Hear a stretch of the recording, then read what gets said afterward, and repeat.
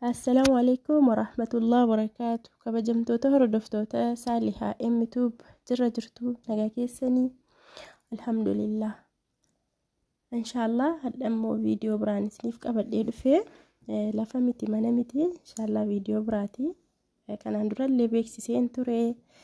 Inshallah har'asii isiniif beeksisaa. Sana biratti garuu warroonni chaanalii kanaaf haaraa taatan subscribe godhaa, like, share gochuun dagatinaa. Warroonni maatii taatanii jechuudha. Like godhaa, like gochuun keessan akka viidiyoon kun tasarachee namoota baay'ee bira qaqqabu na gargaara. Likeidhaan na gargaara. Barakallahu fiikum. Egaa viidiyoon har'a qabadhee dhufee kanaan durallee viidiyoo kana haala biraatiin hojjedheen ture. Inshallah har'as immoo irra deebi'een inni isin yaadachiisuun barbaada. Yauga kanaan dura torban keessaa yeroo tokkos yeroo lamas manoota lafa wantoota garagaraa magaalaa Jimmaa irraas godina biraa irraas godina Jimmaadhuma keessa magaalaa Jimmaa fi waradaa keessa isiniif dhiyeessaan ture. Sana garuu sun baay'ee tokko lifaatii ta'ee nam bittanuu gaafachuu malee baay'een keessan hin bittanuu garuu gatiin manaa lafaa waanuma dabalaa deemaa wanti qannasu hin jiru. Hadha miliyoona 2-3 waddade jedhamu waggaadhaan inni miti miliyoona 5-6 ta'a jechuudha. Akkasii inshallah namoonni mana bitachuu barbaadanii sa'aatii hammaa kana baay'ee tokko bareedaadha gatiinsaa waddada hin jedhamu. Kanaanis ta'u karaa maatii keessaniinis ta'u yeroo hammaa kana bitadhaa warroonni mana lafa bitachuuf karoora qabdan jechuudha. Maaliifii sa'aatii hammaa kana ji'attii kana keessa gatiin isaa madaalawaadha bareedaadha jechuuf ani isiniin jedhee akkasuma immoo inshallah kanaan durallee beeksiseen ture warroonni meeshaalee garagaraa meeshaalee mana keessaa egaa gatii isaallee nu himii nuuf dhiyeessii jedhaa turtanii meeshaalee mana keessaa siinii hanga elektirooniksii inshallah xiqqoo gatii isaa isinitti himne inshallah guyyaa tokko yoo rabbi jedhe meeshaalee muluu mana keessaa gatii isaa viidiyoo hojjedhee isiniif dhiyeessaa.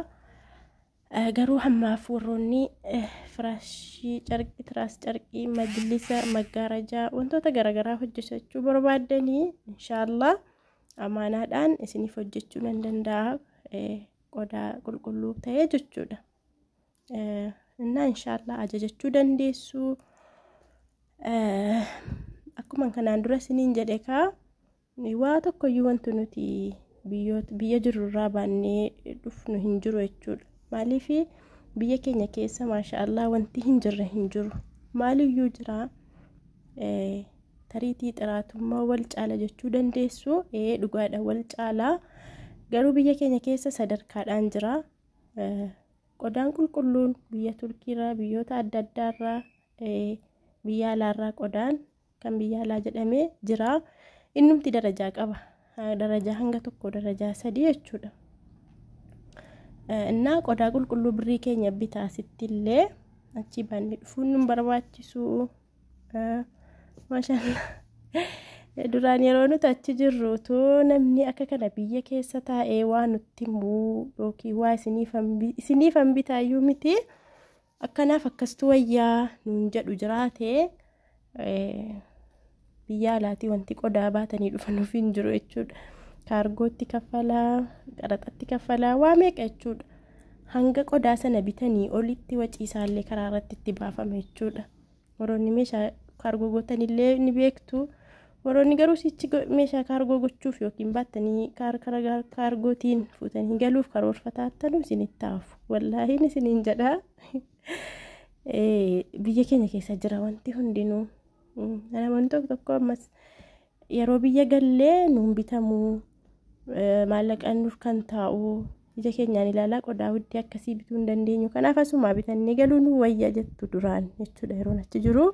Inni dhugaadha garuu hamma inshallah akkuma ijoollee maashaallah godina biraarraa argaa jirtu karaa Amaaraa kililii kana akkasuma karaa Arsii Baalee Adaamaa maashaallah jiru ijoolleen baay'inaan waan akkana irratti cimanii hojjetanii ijoollee biyya alaatiif jiran meeshaalee muluu bitanii gugguutaa jiranuuf jiru. isin warraachi jiruuf illee baay'ee tokko bareedaadha. Maaliif amma yeroo hojiirra jirtan kana waan barbaaddan waan niyyaa keessanii birriidhuma keessanii bitattanii lafa kaa'attu. Maatii keessan biras ta'ee nama isiniif bitu sana bira illee kaa'achuu dandeessu. Yaa akkuma beekamu wanti kanaa godina Jimmaa keessa hin jiru ture. Inshaallah immoo waan kana hojjechuudhaaf karoorfadhee ka'een jira. Irratti na gargaara. Akkasumallee warroonni bitachuu barbaadanii himadhaa. Qodaa qulqulluu jechuudha. Bifa barbaadaniin gosa barbaadaniin isiniif biteen amaanaadhaan inshaallah isiniifan bitaa. Akkasuma waan barbaaddan ajajachuu dandeessu. Akkuma isinitti amma fakkeenyaaf maatii waan akkasii yoo nu bitaa jennee tariitii akka nu barbaannetti nu bituu dhiisuu danda'u. Tariitii niitoorkii nu rakkisa maal jedhamee immoo yookiin viidiyoos immoo baqa jira. Mikinaata baay'eetu jira jechuudha. Jiraachuu danda'a karaa maatii. Kanaaf inshaallah wantoota barbaadanii ajajadhaa isiniif bituudha qophiidhaanii isiniin jedheen jira.